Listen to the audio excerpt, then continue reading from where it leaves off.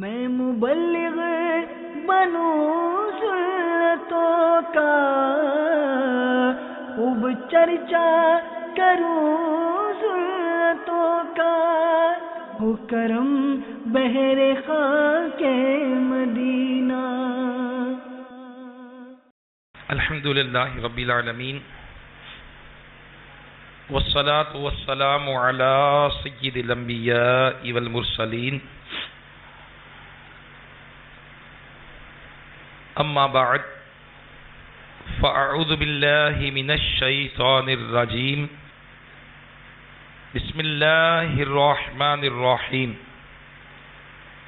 الصلاة والسلام علیک یا رسول اللہ وعلى آلك وأصحابك يا حبيب الله،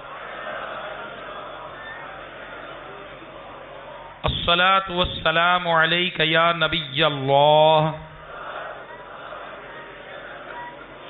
وعلى آلك وأصحابك يا نور الله۔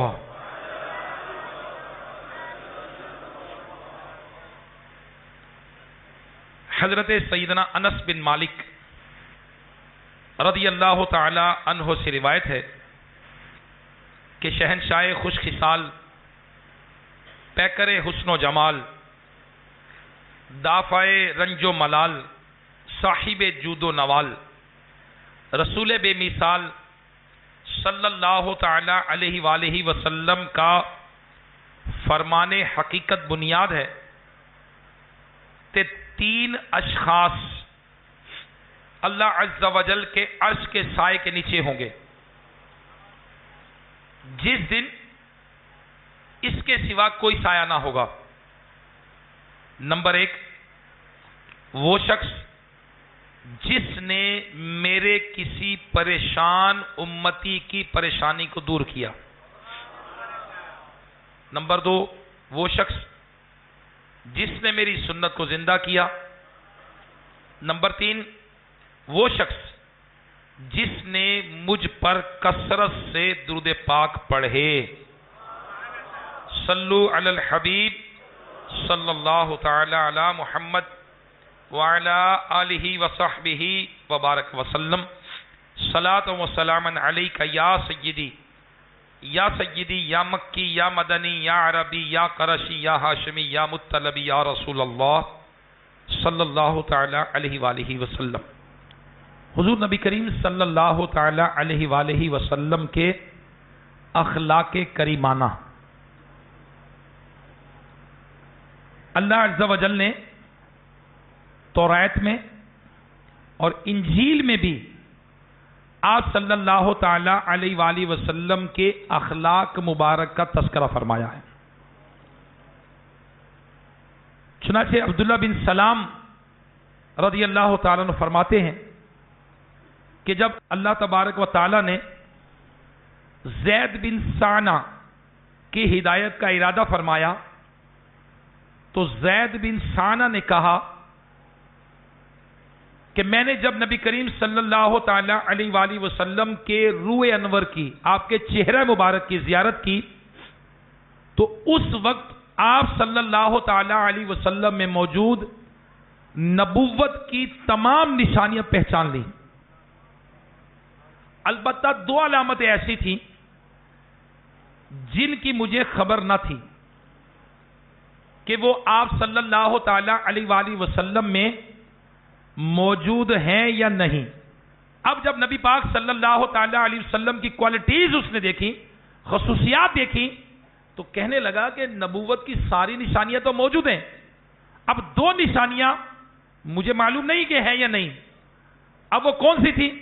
ایک یہ کہ آپ صلی اللہ تعالی علیہ وسلم کا حلم، بردباری، آپ صلی اللہ تعالی علیہ وسلم کے غضب پر سبقت لے جاتا ہے، اور دوسرا یہ کہ آپ صلی اللہ تعالی علیہ وسلم سے جس قدر جہالت کا برتاؤ کیا جائے گا، آقا صلی اللہ تعالی علیہ وآلہ وسلم کا حلم اتنا ہی زیادہ بڑھتا چلا جاتا ہے۔ یہ موقع کی تلاش میں رہا تاکہ آپ صلی اللہ تعالی علیہ وآلہ وسلم کا حلم دیکھ سکوں، ایک دن نبی پاک صلی اللہ تعالی علیہ وسلم اپنے حجرے سے باہر تشریف لائے تو حضرت علی المرتضیٰ کرم اللہ تعالی وجہہ الکریم نبی کریم صلی اللہ تعالی علیہ وسلم کے ساتھ تھے. دیہاتی جیسا شخص اپنی سواری پر سوار ہو کر نبی کریم صلی اللہ تعالی علیہ وآلہ وسلم کی بارگاہ میں حاضر ہوا اور عرض کی فلاں قبیلے کی بستی میں رہنے والے قحط اور خشک سالی کی مصیبت میں مبتلا ہیں. میں نے ان لوگوں سے کہا ہے کہ اگر تم لوگ اسلام قبول کر لو تو تمہیں کثیر رزق ملے گا. انہوں نے اسلام قبول کر لیا ہے. یا رسول اللہ صلی اللہ تعالی علیہ وسلم مجھے ڈر ہے کہ جس طرح وہ رزق ملنے کی امید پر اسلام میں داخل ہوئے ہیں کہیں وہ رزق نہ ملنے کی وجہ سے اسلام سے باہر نہ نکل جائیں. اگر ممکن ہو تو ان کی طرف کوئی ایسی چیز بھیج دیں جس سے ان کی مدد ہو جائے. نبی کریم صلی اللہ تعالی علیہ وسلم نے اس شخص کی طرف دیکھا اور علی المرتضیٰ کرم اللہ تعالی وجہہ الکریم کو دکھایا تو انہوں نے عرض کیا یا رسول اللہ صلی اللہ تعالی علیہ وسلم اس میں سے تو کچھ بھی نہیں بچا. زید بن ثانہ کہتے ہیں کہ میں نبی کریم صلی اللہ تعالی علیہ وآلہ وسلم کے قریب ہوا اور کہا اے محمد صلی اللہ علیہ وسلم کیا آپ ایک مقررہ مدت تک فلاں قبیلے کی معین مقدار میں کھجوریں مجھے بھیج سکتے ہیں؟ آپ صلی اللہ علیہ وسلم نے فرمایا ایسے نہیں. میں ایک مقررہ مدت تک اور معین مقدار میں کھجوریں تمہیں بیچوں گا لیکن کسی باغ کو خاص نہیں کروں گا. زید بن ثانہ کہتے ہیں میں نے کہا ٹھیک ہے. چنانچہ میں نے ایک مقررہ مدت تک معین مقدار میں کھجوروں کے بدلے 80 مسکال سونا نبی کریم صلی اللہ تعالی علیہ وسلم کو دے دیا. آپ صلی اللہ تعالی علیہ وسلم نے وہ سونا اس شخص کو دے کر فرمایا یہ سونا ان لوگوں میں تقسیم کر دو اور اس کے ذریعے ان کی مدد کرو. زید بن ثانہ کہتے ہیں کہ جب مدت پوری ہونے میں 2 یا 3 دن رہ گئے تو میں نے مسجد میں آپ صلی اللہ تعالی علیہ وآلہ وسلم کا دامن پکڑ کر تیز نگاہ سے دیکھتے ہوئے یوں کہا اے محمد میرا حق ادا کرو. اے عبد المطلب کے خاندان تم سب لوگوں کا یہی طریقہ ہے کہ تم لوگ ہمیشہ لوگوں کے حقوق ادا کرنے میں دیر لگایا کرتے ہو اور ٹال مٹول کرنا تم لوگوں کی عادت ہے معاذ اللہ. اس دوران میں نے عمر فاروق رضی اللہ عنہ کی طرف دیکھا. وہ زید بن ثانہ کہتے ہیں ان کی آنکھیں اس کے چہرے کی طرف گھوم رہی تھیں اور انہوں نے جلال بھری نظروں سے دیکھتے ہوئے مجھ سے کہا اے دشمن خدا کیا تم رسول اللہ صلی اللہ تعالی علیہ وسلم سے ایسی حرکت کر رہے ہو؟ اس خدا کی قسم جس نے انہیں حق کے ساتھ بھیجا اگر مجھے نبی کریم صلی اللہ تعالی علیہ وسلم کا لحاظ نہ ہوتا تو میں تلوار کے ساتھ تیرا سر قلم کر دیتا. رسول اللہ صلی اللہ تعالی علیہ وسلم نے پرسکون انداز میں حضرت عمر فاروق رضی اللہ عنہ کی طرف دیکھتے لگے اور مسکراتے ہوئے پھر ارشاد فرمایا ہم دونوں کو اس کے علاوہ چیز کی زیادہ ضرورت تھی اے عمر تو مجھے اچھے طریقے سے ادائیگی کے لیے کہتے اور اسے اچھے انداز سے مطالبہ کرنے کا کہتے. اے عمر تم اسے اس کا حق دے دو اور 20 سا اس وقت جو پیمانہ تھا آج کل تو کے جی ہے کلو گرام ہے اس وقت سا اس کے حق سے زیادہ دے دینا. زید بن ثانہ کہتے ہیں کہ جب عمر فاروق رضی اللہ تعالی عنہ نے مجھے کھجوریں زیادہ دے دیں تو میں نے کہا اے عمر مجھے کھجوریں زیادہ کیوں دی جا رہی ہیں؟ حضرت عمر فاروق رضی اللہ عنہ نے فرمایا مجھے رسول اللہ صلی اللہ تعالی علیہ وسلم نے یہی حکم دیا ہے، جو میں نے تمہیں ڈانٹا اس کے بدلے اتنی کھجوریں تمہیں زیادہ دے دوں۔ میں نے کہا اے عمر آپ جانتے ہیں کہ میں کون ہوں؟ آپ رضی اللہ تعالی عنہ نے فرمایا نہیں۔ اس نے کہا میں زید بن ثانہ ہوں۔ حضرت عمر فاروق رضی اللہ عنہ نے فرمایا پھر تم نے رسول اللہ صلی اللہ تعالی علیہ وسلم سے جو باتیں کی ہیں، جو تم نے حرکت کی ہے، اس طرح کی گفتگو کی ہے، یہ کیوں کی ہے؟ زید بن ثانہ کہتے ہیں نبی کریم صلی اللہ تعالی علیہ وسلم کے چہرے کی زیارت کرتے ہی آپ میں نبوت کی تمام علامتیں میں نے پہچان لی تھی، البتہ دو علامتوں کو دیکھنا باقی تھا، اور وہ آپ صلی اللہ تعالی علیہ وسلم کا حلم، اور آپ صلی اللہ علیہ وسلم کے غضب پر سبقت دے جاتا ہے، اور آپ صلی اللہ تعالی علیہ وسلم کے ساتھ جتنا جہالت کا برتاؤ کیا جائے آپ صلی اللہ تعالی علیہ وسلم کا حلم اتنا ہی بڑھتا چلا جائے گا۔ بے شک میں نے یہ دو علامتیں آپ صلی اللہ تعالی علیہ وسلم میں پالی ہیں۔ اے عمر آپ گواہ ہو جائیں، میں اللہ تعالیٰ کے رب ہونے پر، اسلام کے دین ہونے پر، اور محمد صلی اللہ تعالی علیہ وآلہ وسلم کے نبی ہونے پر راضی ہوا۔ میں بہت مالدار ہوں، آپ گواہ ہو جائیں کہ میں نے اپنا آدھا مال تاجدار رسالت صلی اللہ تعالی علیہ وسلم کی امت پر صدقہ کر دیا۔ حضرت زید رضی اللہ تعالیٰ عنہ سرور دو عالم صلی اللہ تعالی علیہ وسلم کی بارگاہ میں حاضر ہوئے اور کہا میں گواہی دیتا ہوں کہ اللہ کے سوا کوئی معبود نہیں، اور محمد صلی اللہ تعالی علیہ وسلم اللہ کے رسول ہیں۔ میرے میٹھے میٹھے اسلامی بھائیوں، وہ اسلامی بھائی جن کا تعلق ایجوکیشن سیکٹر سے ہے، میرے وہ اسلامی بھائی جو ٹیچر ہیں، میرے وہ اسلامی بھائی جن کے ہاتھ میں ملک و قوم کی بھاگ دوڑ ہے، میرے وہ اسلامی بھائی جو اس قوم کے معمار ہیں، میرے وہ اسلامی بھائی جو اس نئی نسل کو بنانے کی ذمہ داری جن کے اوپر ہے، میرے پیارے آقا صلی اللہ تعالی علیہ وآلہ وسلم کے اخلاق کریمانہ، ان کی ایک مثال آپ نے سنی۔ اللہ اکبر۔ اللہ تبارک و تعالی قرآن مجید فرقان حمید میں نبی کریم صلی اللہ تعالی علیہ وآلہ وسلم کے مبارک اخلاق کے بارے میں فرما رہا ہے، تو کچھ ایسی مہربانی اللہ کی ہے کہ اے محبوب تم ان کے لیے نرم دل ہوئے، اور اگر تند مزاج یا سخت دل ہوتے تو وہ ضرور تمہارے گرد سے پریشان ہو جاتے، تو تم انہیں معاف فرماؤ اور ان کی شفاعت کرو، اور کاموں میں ان سے مشورہ لو، اور جو کسی بات کا پکا ارادہ کر لو تو اللہ پر بھروسہ کرو، بے شک توکل والے اللہ کو پیارے ہیں۔ اللہ تبارک و تعالیٰ قرآن مجید فرقان حمید میں نبی کریم صلی اللہ تعالی علیہ وآلہ وسلم کے اخلاق کا بیان فرما رہا ہے۔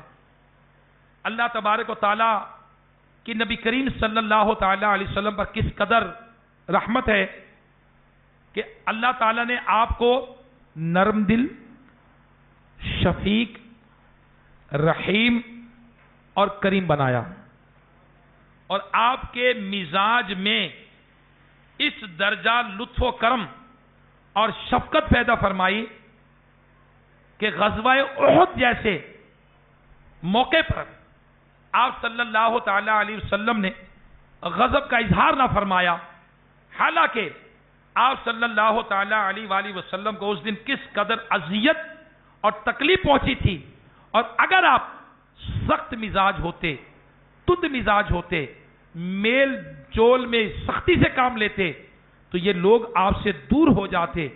اے حبیب آپ ان کی غلطیاں معاف کر دیں اور ان کے لیے دعائے مغفرت فرما دیں، تاکہ آپ صلی اللہ تعالی علیہ وآلہ وسلم کی سفارش پر اللہ تبارک و تعالیٰ بھی انہیں معاف کر دے۔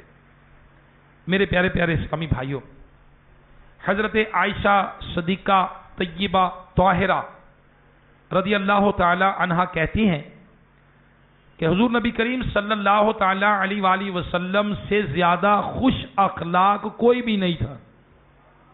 آپ کی زوجہ محترمہ ہماری امی جان فرماتی ہیں کہ آپ سے زیادہ خوش اخلاق کوئی بھی نہیں تھا، یعنی نبی علیہ الصلوۃ والسلام کے اخلاق کے بارے میں کون کہہ رہا ہے؟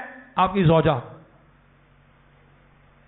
ہماری امی جان کہہ رہی ہیں کہ آپ سے زیادہ خوش اخلاق کوئی بھی نہیں تھا، اور آپ صلی اللہ تعالی علیہ وآلہ وسلم کے اصحاب یا آپ صلی اللہ تعالی علیہ وسلم کے گھر والوں میں سے جو کوئی بھی آپ صلی اللہ تعالی علیہ وسلم کو پکارتا تو آپ لبیک میں حاضر ہوں کہہ کر جواب دیتے ہیں۔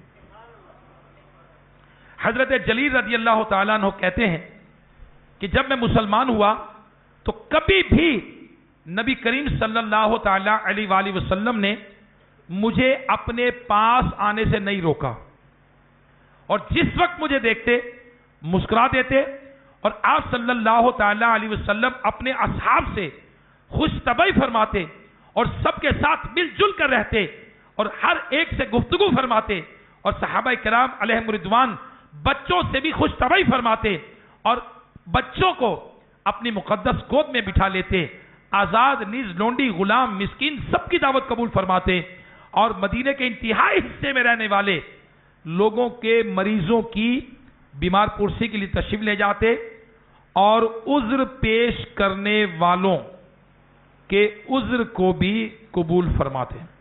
سبحان اللہ۔ نبی کریم صلی اللہ تعالی علیہ وآلہ وسلم کے اخلاق کریمانہ سبحان اللہ کیسے ہیں؟ خادم خاص حضرت انس رضی اللہ تعالیٰ کا بیان ہے کہ میں نے 10 برس تک نبی کریم صلی اللہ تعالی علیہ وسلم کی خدمت کا شرف حاصل کیا، مگر کبھی بھی نبی کریم صلی اللہ تعالی علیہ وسلم نے مجھے نہیں ڈانٹا۔ خادم آج کل کے دور میں کیا کہیں گے؟ ملازم، سرونٹ، نوکر۔ 10 برس تک رہے آقا علیہ الصلوۃ والسلام کی، وہ کہہ رہے ہیں کہ نبی علیہ الصلوۃ والسلام نے 10 برس میں مجھے کبھی بھی نہیں ڈانٹا، اور کبھی یہ بھی نہ جھڑکا، نہ کبھی یہ فرمایا کہ یہ تو نے کیا کیا ہے یا یہ کیوں نہیں کیا، نہیں فرمایا کبھی۔ 10 برس کے اندر آپ کا اخلاق کیسا تھا؟ سبحان اللہ۔ میرے پیارے پیارے اسلامی بھائیوں، واقعی ایک شخص نبی کریم صلی اللہ تعالی علیہ وسلم کی خدمت بابرکت میں حاضر ہوا، اور آپ کی موجودگی میں سیدنا صدیق اکبر رضی اللہ تعالیٰ کو برا بھلا کہنا شروع کر دی۔ حضرت ابو بکر صدیق رضی اللہ تعالیٰ عنہ خاموش رہے۔ جب آپ نے جواب شروع کیا تو نبی کریم صلی اللہ تعالی علیہ وسلم وہاں سے تشریف لے جانے کے لیے اٹھ کھڑے ہوئے۔ حضرت سیدنا صدیق اکبر رضی اللہ تعالیٰ عنہ نے عرض کیا، یا رسول اللہ صلی اللہ تعالی علیہ وسلم، جب تک یہ شخص مجھے برا بھلا کہتا رہا آپ خاموش رہے، اور جب میں نے جواب دیا تو آپ کھڑے ہو گئے تشریف لے جانے کے لیے۔ نبی کریم صلی اللہ تعالی علیہ وسلم نے فرمایا، جب تک تم خاموش تھے ایک فرشتہ تمہاری طرف سے جواب دے رہا تھا، اور جب تم نے بولا شروع کیا وہ فرشتہ چلا گیا اور شیطان آ گیا، اور میں ایسی مجلس میں نہیں بیٹھتا جس میں شیطان ہو۔ اللہ اکبر۔ تو میرے پیارے میٹھے میٹھے اسلامی بھائیوں، اب غور کریں، نبی کریم صلی اللہ تعالی علیہ وآلہ وسلم کے ارشادات سنیے۔ میرے آقا صلی اللہ تعالی علیہ وسلم نے فرمایا، علم سیکھنے سے آتا ہے، ایجوکیشن سیکٹر ہے نا یہ، علم سیکھنے سے آتا ہے، تحمل مزاجی بتکلف برداشت کرنے سے پیدا ہوتی ہے، اور جو بھلائی حاصل کرنے کی کوشش کرتا ہے اسے بھلائی دی جاتی ہے، اور جو شر سے بچنا چاہتا ہے اسے بچایا جاتا ہے۔ تو میرے میٹھے میٹھے اسلامی بھائیوں، نبی کریم صلی اللہ تعالی علیہ وآلہ وسلم نے ارشاد فرمایا، علم حاصل کرو، علم کے ساتھ سکون اور بردباری بھی سیکھو. علم حاصل کرو اور علم کے ساتھ سکون اور بردباری بھی سیکھو. اپنے اساتذہ اور شاگردوں کے ساتھ نرمی سے پیش آؤ اور متکبر علماء میں سے نہ بنو، ورنہ تمہاری جہالت تمہاری بردباری پر غالب آ جائے گی. اس حدیث میں اس بات کی طرف اشارہ ہے کہ غرور اور تکبر ہی غصے میں شدت پیدا کرتے ہیں اور تحمل مزاجی اور نرمی سے روکتے ہیں. نبی کریم صلی اللہ تعالی علیہ وسلم یہ دعا مانگا کرتے تھے، اے اللہ مجھے علم کے ذریعے غنی، تحمل مزاجی سے مزین اور تقوی سے مکرم اور عافیت سے منور فرما. کاش ہم بھی مانگے. کیا مانگے؟ یا اللہ مجھے علم کے ذریعے غنی کر دے، یا اللہ مجھے علم کے ذریعے غنی کر دے. اور علم کے بارے میں میرے آقا علیہ الصلوۃ والسلام نے فرمایا علم کا سیکھنا ہر مسلمان مرد و عورت پر فرض ہے. میرے آقا علیہ الصلوۃ والسلام کیا دعا فرما رہے ہیں؟ یا اللہ مجھے علم کے ذریعے غنی کر دے، تحمل مزاجی سے مزین کر دے، تقوی سے مکرم کر دے اور عافیت سے منور کر دے. اے کاش ہم بھی دینی ماحول اپنائیں. اے کاش کہ شیخ طریقت امیر اہل سنت مولانا محمد الیاس قادری صاحب نے یہ جو پیارا سا گلشن سجایا ہے، اس باغ سے کچھ مہکتے مدنی پھول ہم بھی حاصل کریں، اپنے دل کے مدنی گلدستے میں سجائیں. اے کاش کہ ہم بھی کچھ وقت اپنا مدنی چینل کو دیں. اے کاش کہ کچھ کتابوں کا مطالعہ کریں اور ہم سمجھیں کہ یہ حدیث پاک ہم اپنے طلبہ کو سکھاتے ہوں گے کہ بیٹا قبر گود سے لے کر قبر تک علم حاصل کرنا ہے. اے کاش کہ میرے اساتذہ اسلامی بھائی اب وہ سوچیں کہ مجھے کون سا علم حاصل کرنا ہے، اب ناؤ ڈیز میری ڈیوٹیز کیا ہیں، مجھے کس معاملے میں ایکسپرٹیز حاصل کرنی ہے، اور اب میری ذمہ داریاں کیا ہیں، مجھے کون سا علم حاصل کرنا ہے. نبی کریم صلی اللہ تعالی علیہ وآلہ وسلم نے ارشاد فرمایا، اللہ کے ہاں عزت اور بزرگی چاہو. صحابہ اکرام نے عرض کی یا رسول اللہ صلی اللہ تعالی علیہ وسلم وہ کیسے؟ ارشاد فرمایا جو تم سے قطع تعلقی کرے اس سے صلہ رحمی کرو. صلہ رحمی یعنی وہ رشتہ دار جو تم سے رشتہ کاٹے ان سے صلہ رحمی کرو، ان سے تعلقات جوڑو. اور جو تمہیں محروم کرے تم اسے عطا کرو، اور جو تم سے جہالت سے پیش آئے تم اس کے ساتھ بردباری اختیار کرو. نبی کریم صلی اللہ تعالی علیہ وآلہ وسلم نے ارشاد فرمایا بے شک انسان بردباری کی وجہ سے چپ بیداری کا درجہ پا لیتا ہے اور کبھی ہٹ درم اور سرکش لکھا جاتا ہے، حالانکہ وہ اپنے اہل خانہ کے علاوہ کسی کا مالک نہیں ہوتا. تو میرے میٹھے میٹھے اسلامی بھائیوں، بردباری، تحمل، صبر، خوش اخلاقی، ملنساری کردار، سبحان اللہ سبحان اللہ. حضرت سیدنا حسن بصری رضی اللہ تعالی عنہ فرماتے ہیں اے انسان جب تو غصے میں آتا ہے اور اچھلتا ہے خیال کر کہیں ایسا نہ ہو کہ تو جہنم میں چھلانگ لگا بیٹھے. حضرت سیدنا عبداللہ بن مبارک رضی اللہ عنہ سے عرض کیا گیا کہ ایک جملے میں بتائیے کہ اچھے اخلاق کیا ہیں. آپ نے ارشاد فرمایا غصے کو چھوڑ دینا. ایک بزرگ فرماتے ہیں کہ میں نے کبھی کسی کو گالی نہیں دی کیونکہ اگر کوئی معزز آدمی میری برائی کر رہا ہے تو مجھے چاہیے کہ میں اسے معاف کر دوں. مجھے کیا چاہیے؟ اسے معاف کر دوں. اور اگر کوئی کمینہ گالی دے تو مجھے اپنی عزت کو اس کا نشانہ نہیں بنانا چاہیے.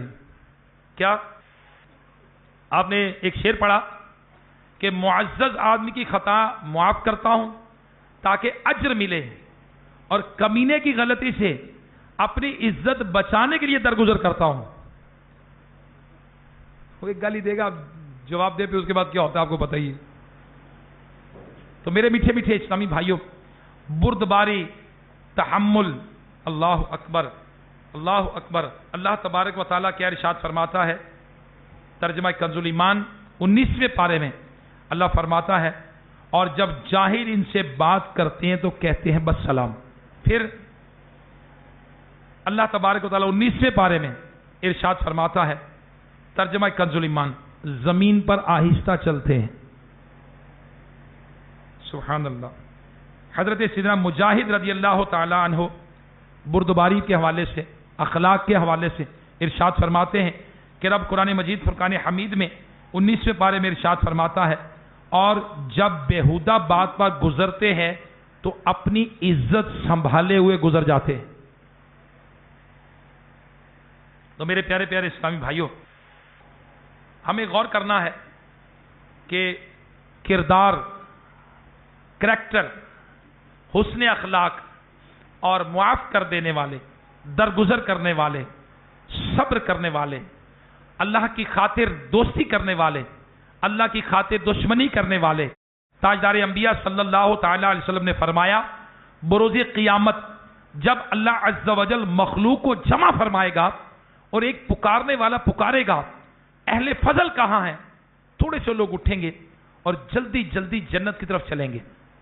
فرشتے ان سے ملیں گے اور کہیں گے، کیا بات ہے، تم بڑی تیزی سے جنت کی طرف جا رہے ہو؟ وہ کہیں گے، ہم اہل فضل ہیں. فرشتے کہیں گے، تمہاری کیا فضیلت ہے؟ وہ جواب دیں گے، جب ہم پر ظلم کیا جاتا تھا تو ہم صبر کرتے تھے، اور جب ہم سے برا سلوک کیا جاتا تھا تو ہم معاف کر دیتے تھے، اور جب ہم سے جہالت کا برتاؤ کیا جاتا تھا تو ہم بردباری سے کام لیتے تھے. اور اس وقت یہ کہا جائے گا، جنت میں داخل ہو جاؤ، اور عمل کرنے والوں کا بدلہ کیا ہی اچھا ہے. سبحان اللہ، سبحان اللہ. میرے میٹھے میٹھے اسلامی بھائیوں،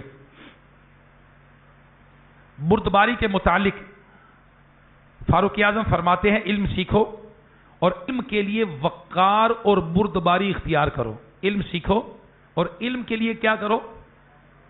بردباری اور وقار اختیار کرو. سیدنا علی المرتضیٰ کرم اللہ تعالی وجہہ الکریم فرماتے ہیں، خیر اس چیز کا نام نہیں ہے کہ تمہارا مال اور اولاد زیادہ ہو.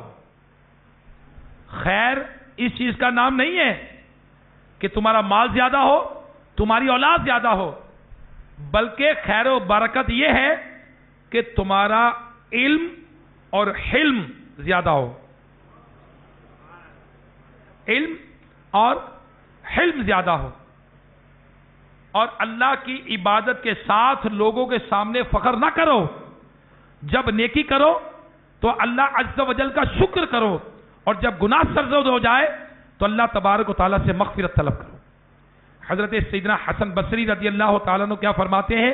آپ فرماتے ہیں، علم حاصل کرو اور اسے وقار اور بردباری سے مزین کرو. اسی طرح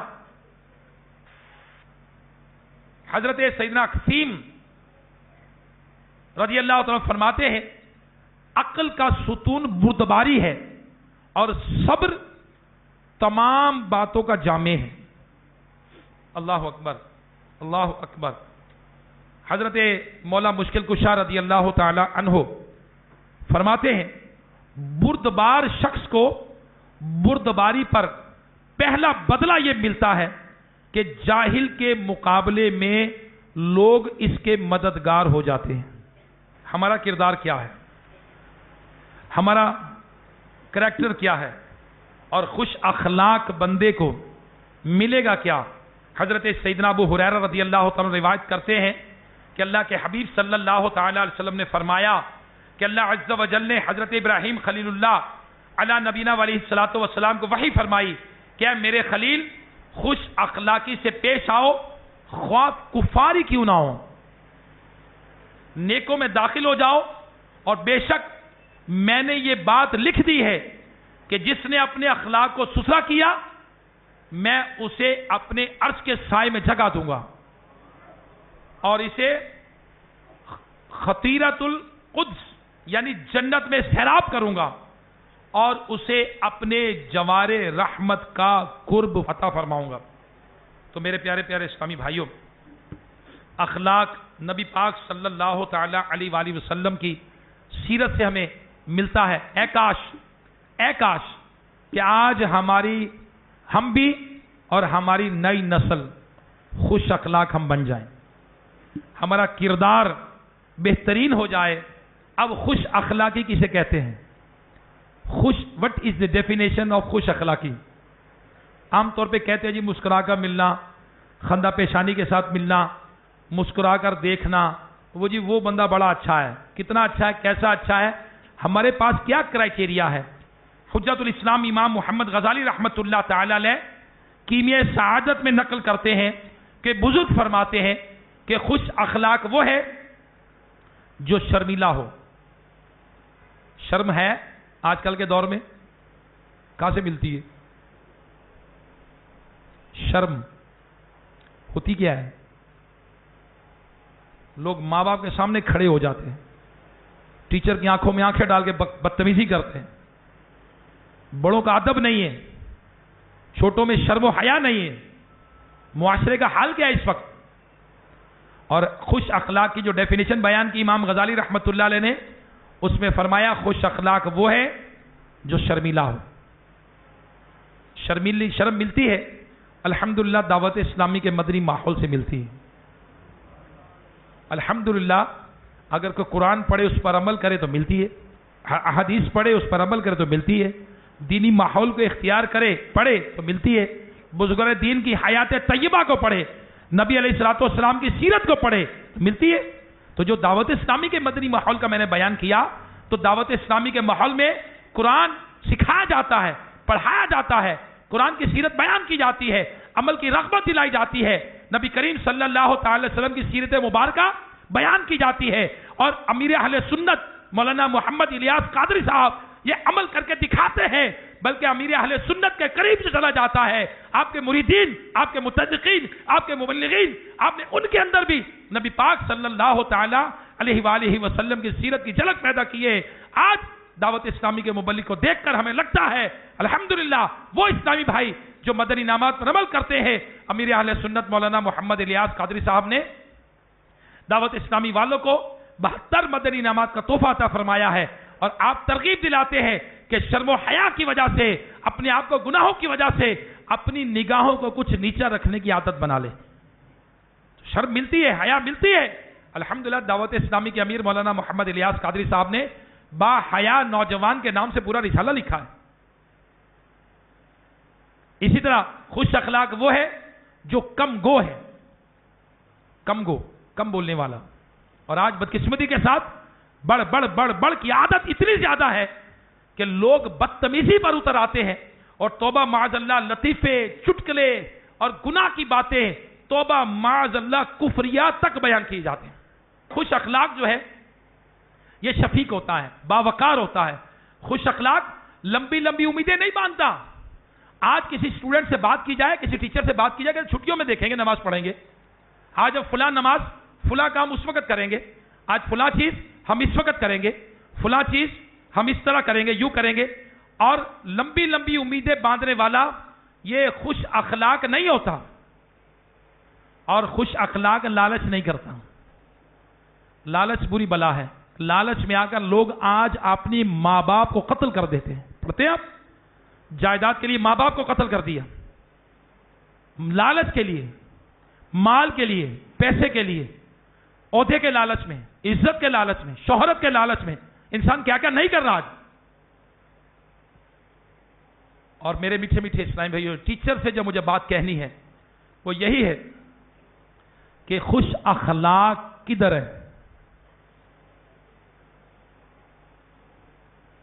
کریکٹر کدھر ہے. ڈاکٹرز پاکستان میں اتنے بن رہے ہیں کہ پاکستان ڈاکٹر ایکسپورٹ کر رہا ہے. میں انگلینڈ میں گیا تو برمنگم میں وہ ڈاکٹر کاؤنسل بنی ہوئی تھی. وہ کہتے تھے برمنگم شہر, ایک شہر میں مور دین 1000 پاکستانی ڈاکٹرز ہیں برمنگم شہر میں. نوٹنگم کے اندر الگ ہے, مانچسٹر میں, لنڈن میں الگ ہے. صرف برمنگم شہر کے اندر 1000 پاکستانی ڈاکٹرز ہیں. عرب ملکوں میں جائیں تو پاکستانی ڈاکٹر, دنیا کے جس ملک میں جائیں ڈاکٹر پاکستانی. پاکستان ایکسپورٹ کر رہا ہے, اتنے ڈاکٹر بن رہے ہیں. لیکن یہ جو میں خوش اخلاق کی ڈیفینیشن بیان کر رہا ہوں یہ کدھر ہے؟ کردار. یہ کہاں ہے؟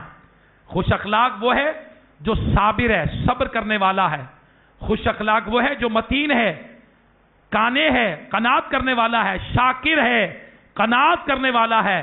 مگر بدقسمتی کی بات ہے آج کل کیا کاموں کے لیے رشوتیں نہیں لی جاتی؟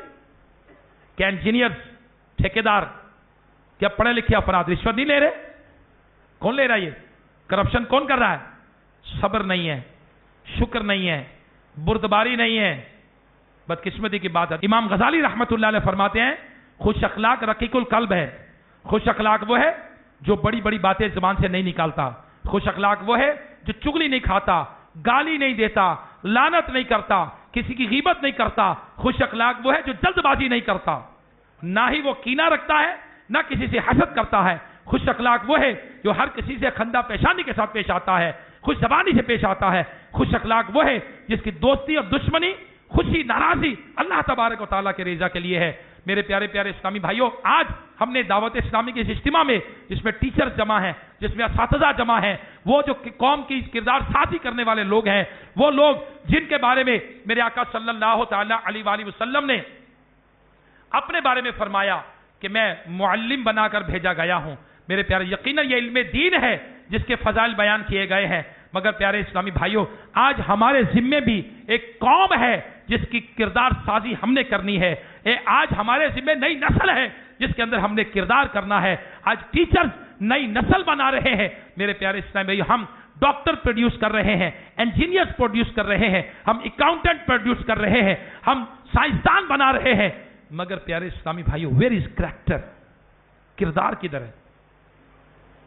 ڈاکٹر وہ جو فارماسیوٹیکل کمپنیوں سے جا کر ترکیب بنا لے، لیبارٹریوں سے جا کر کمیشن طے کر لے، انجینئرز وہ جن کا بنایا ہوا پل اگلے سال گر جائے، اکاؤنٹنٹس وہ جو کرپشن کرے، افسر وہ جو رشوت لیں، جو کرپشن کرے۔ Where is character?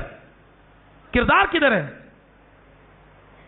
جب تک ہمارا کردار نہیں ہوگا تو میرے پیارے اسلامی ہم کہیں دنیا میں ترقی نہیں کر سکتے۔ جن لوگوں نے ترقی کی ہے انہوں نے ایتھکس پر توجہ دی ہے، ایتھکس، اخلاقیات، کردار، اور الحمدللہ میرے آقا صلی اللہ تعالیٰ علیہ وسلم کی جو تعلیمات ہیں، اللہ اکبر، جو بچیوں کو زندہ دفن کر دیتے تھے ان لوگوں کی تربیت کی ہے، جو جانوروں کا پیٹ پھاڑ دیتے تھے ان لوگوں کی تربیت کی ہے، جو اپنے بدتمیزی کرتے تھے سب کے ساتھ، ننگے ہو کے کعبے کا طواف کرتے تھے، ان کی تربیت کی ہے۔ کیسی تربیت کی ہے؟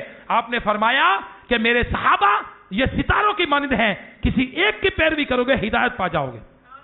ایسی تربیت کی ہے کہ پھر رہتی قیامت تک ان کے لیے گارنٹی دے دی کہ ایک کی پیروی کرو گے ہدایت پا جاؤ گے۔ یہ کون سے لوگ تھے جن کا پہلے کردار کیا تھا؟ اور میرے آقا کی صحبت، میرے آقا کی تربیت، میرے آقا کی میٹھی نظر، اس کے بعد کیا سے کیا بنا دیا۔ آج ہمیں لوگ اپنے بچے دے رہے ہیں، ہمیں اپنے بچے دے رہے ہیں کہ حضور لیجئے، یہ پڑھائیے، ان کا کردار سازی کیجئے، ہم بنائیں گے، ٹھیک ہے انشاءاللہ۔ میں آپ کو دعوت دیتا ہوں کہ دعوت اسلامی کے مدنی ماحول کو اپنائیے، اڈاپٹ کیجئے، انشاءاللہ عز و جل دین دنیا بہتر ہماری بھی ہوگی۔ انشاءاللہ ہم دعوت اسلامی کے امیر مولانا محمد الیاس قادری صاحب سے سیکھیں گے کہ how to be a teacher, ایک ٹیچر کو، ایک استاد کو، ایک معلم کو کیا ہونا چاہیے اور اس کا مقام شریعت کے اندر کیا ہے۔ سبحان اللہ، استاد ہونا یہ بہت بڑی سعادت کی بات ہے، اور پیارے آقا صلی اللہ تعالی علیہ وسلم نے اس منصب کی طرف اپنی نسبت کر کے اسے عزت و کرامت کا تاج عطا فرمایا ہے۔ اور پیارے آقا علیہ الصلوۃ والسلام نے فرمایا، ابن ماجہ شریف کی حدیث پاک ہے، مجھے معلم بنا کر بھیجا گیا ہے۔ پیارے آقا علیہ الصلوۃ والسلام نے جو تربیت کی، اے کاش کہ اس تربیت کا صدقہ ہمیں بھی مل جائے۔ اللہ تبارک و تعالیٰ پیارے آقا صلی اللہ تعالی علیہ وسلم کی سیرت کا جذبہ کو، ان کے کردار کا قطرہ اللہ ہمیں بھی عطا فرمائے۔ دعوت اسلامی کا ماحول آپ کے سامنے ہے، دعوت اسلامی کا ٹی وی چینل آپ کے سامنے ہے، دعوت اسلامی کے یونیورسٹی جو دارالمدینہ انٹرنیشنل یونیورسٹی یہ اس وقت بننے کی پوزیشن میں ہے، اسی طرح دارالمدینہ اسکولنگ سسٹم ہے، دعوت اسلامی کے جامعات ہیں، دعوت اسلامی کے مدارس ہیں۔ آئیے نا اپنے آپ کو دعوت اسلامی کا سپرد کر دیں، آپ اپنی خدمات پیش کریں کہ جی میں حاضر ہوں، میں جناب کے لیے، اس نئی نسل میں تبدیلی کے لیے میں اپنے آپ کو پیش کرتا ہوں۔ اب مجھے بتائیے میں کیا کر سکتا ہوں؟ What can I do for Dawat Islami, what can I do for Islam? میں اسلام کے لیے یہ کر سکتا ہوں. الحمدللہ دعوت اسلامی has experience of 34 years and دعوت اسلامی has experience over the more than 200 countries of the world. دعوت اسلامی کے پاس 97 سے زائد شعبوں کا تجربہ ہے. دعوت اسلامی کے پاس 34 سال کا تجربہ ہے. دعوت اسلامی کے پاس 200 سے زائد ملکوں میں کام کا تجربہ ہے. آئیے اس تجربے کو فائدہ اٹھائیے. آپ کی ہے دعوت اسلامی, آپ کو پیش کیجئے. میں اپنی یونیورسٹی میں کام کر سکتا ہوں, میں اپنے ادارے میں کام کر سکتا ہوں, میں دین سیکھ سکتا ہوں, میں سکھا سکتا ہوں, میں بنا سکتا ہوں. میں آپ کو ایسے ڈاکٹر دے سکتا ہوں جو مریض آئے وہ نہ صرف شفا پائے بلکہ وہ اللہ کی بارگاہ میں سجدے میں بھی گر جائے. ڈاکٹر کہے کہ جی اب ورزش کرے. میں ابھی انگلینڈ گیا تھا تو مجھے پاؤں پہ چوٹ لگی, تو جو ہمارے ڈاکٹر صاحب ہیں وہ بھی اسلامی بھائی ہیں, FRCS کی انہوں نے وہاں سے آرتھوپیڈکس میں. تو مجھے کہہ رہے جی یہ آپ کی جو چوٹ لگی ہے یہ مسل ہے آپ کے ایڈی سے اوپر والا, تو اگر آپ اسے ٹائٹ رکھیں گے تو یہ اس کی ایکسرسائز ہے. پھر تھوڑی دیر بعد مجھے کہتے ہیں کہ جی آپ کو ایکسرسائز کی کیا ضرورت ہے, آپ جب نماز میں تحیات میں پاؤں کھڑا رکھتے ہیں تو اس کی ورزش ہو جاتی ہے, اس کی ورزش ہو جاتی ہے. جب ڈاکٹر اسلامی ماحول کا ہوگا تو وہ آپ کو اسلام سے کمپیریزن کر کے بتائے گا کہ ہمارا اسلام کتنا ٹرو ریلیجن ہے, اسلام سچا دین ہے. اور آپ اپنے آپ کو پیش کیجئے, میں چینج کروں گا انشاءاللہ. آئی ول چینج انشاءاللہ. اس قوم کی تقدیر میں سنواروں گا. نیت کریں نا, کرتے ہیں انشاءاللہ. دعوت اسلامی آپ کی ہے, دعوت اسلامی آپ کی ہے. دعوت اسلامی کے ہفتہ وار اجتماع میں شرکت کریں. اللہ تبارک و تعالی ہمارا ظاہر و باطن اچھا کرے. جو باتیں میں نے کی اللہ تبارک و تعالی ہمیں عمل کرنے کی توفیق عطا فرمائے. صلو علی الحبیب صلی اللہ تعالی علی محمد وعلی آلہ وصحبہ وبارک وسلم. میں مبلغ بنوں سنتوں کا, خوب چرچا کروں سنتوں کا.